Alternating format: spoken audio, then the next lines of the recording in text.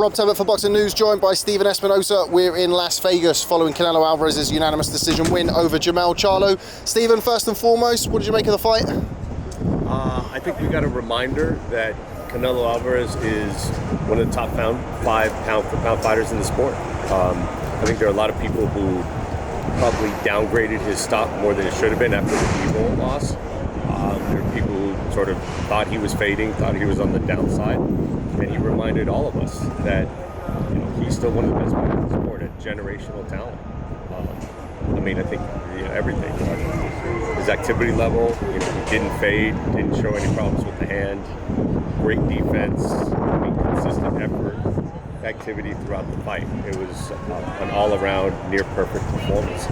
What about Jermell Charlo? It seemed like Jermell really struggled to get a foothold into the fight, certainly early on, and by the time he did start letting his hands go, it seemed a little bit too late. I think that's an accurate assessment. I think he had a plan A, B, and C, and none of them really worked, and he just struggled to get any real momentum. And I think, as much as anything, it was Canelo's defense that was really as much a part of it as anything. Now, inevitably in boxing, Stephen, you know what it's like. As soon as the final bell goes, people talk about what's coming next. Canelo Alvarez is not going to be short of suitors, as he often is. David Benavidez, Terence Crawford. Who could we expect to see next for Canelo? Look, it's Canelo's call. I think if we talk about the Crawford fight, if you said something about that 6 months ago, you would have been laughed out of the room.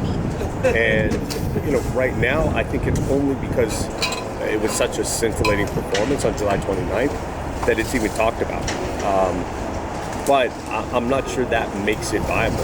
It is still a fantasy type fight. Like two guys who are performing at a very high level, you kind of want to throw them in the ring together and see what happens. But again, there's a big weight difference, and I'm not sure that is the matchup that makes the most sense.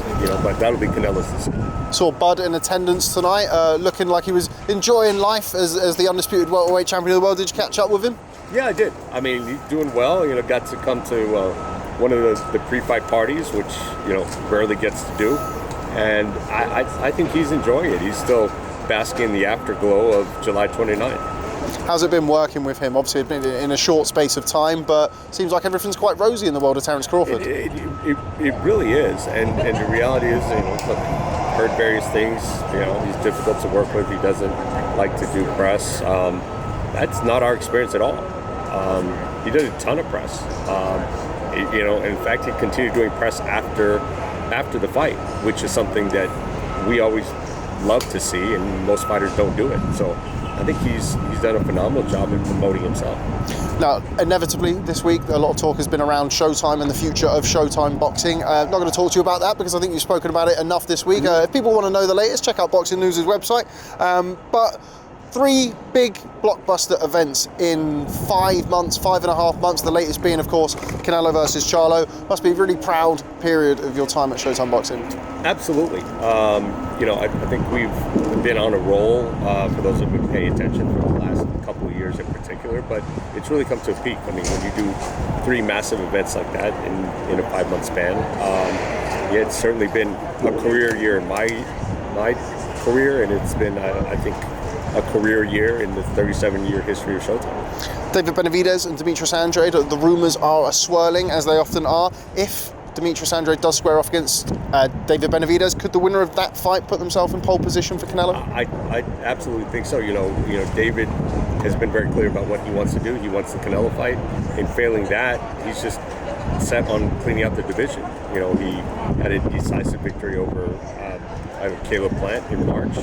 If he beats Andrade, it's tough to say that he doesn't deserve to be the front runner for a Canelo fight. And final one from me on a certain Floyd Mayweather Jr., who graced us with his presence in the post-fight press conference. Has the heir apparent with him, Kamel Moton, who went 1-0 tonight on his professional debut. Always great to see Floyd around, and by the looks of things, he's got himself quite the prodigy to work underneath him.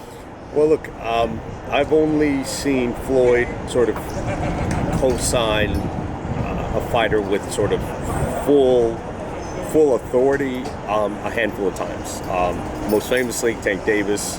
I think he was, even though Devin Haney didn't ultimately sign with Mayweather Promotions, he was a a big booster of Devin Haney early on, and he clearly has been a guiding force in Motan's fight career up to this point. So, look, it's easy to get overexcited on a pro debut, especially one that's as heavily hyped as this one.